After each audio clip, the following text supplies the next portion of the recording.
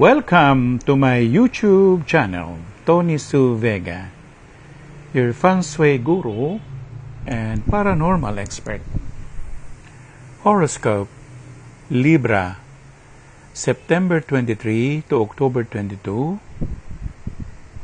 October 7, 2023, Saturday. Sa love aspect, nakuha natin ang isang major arcanum na may kinalaman sa justice. So, ang justice kasi, nagtutukoy ito sa mga may kinalaman sa papeles, o yung panahon mismo ng Libra. O nagsasabi rito na lakarin na ninyo ang mga papeles ninyo kung kayo ay magpapakasal ngayong mga buwan na ito. O di kaya naman, ang iyong inaharap ay magiging maayos kung kayong dalawa na mag-asawa ay magbuklod o bumukod. Kayong dalawa mag-asawa, magkapartner, galit-bate. Pero sa bandang huli, magkakabati pa rin.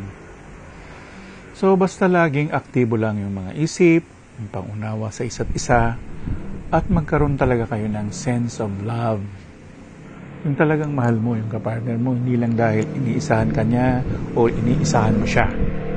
Ganun, di ba?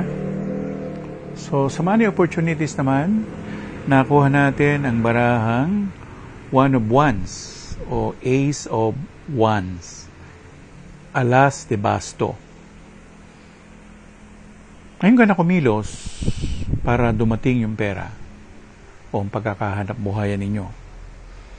O kung hindi naman, mayroong initial payment o initial na gagawin para kumilos ang buhay pinansyal. At huwag kang sumuko. Ganun talaga ang buhay. Gagawin mo ang nararapat mong gawin para meron kang pagkakahanap buhayan. Life coach. Sa life coach natin, nakuha natin ang normal na 8 of Swords. Ang 8 of Swords kasi ayan numero ng kulong. Nare-restrict or ang tawag namin ay nalilimitahan.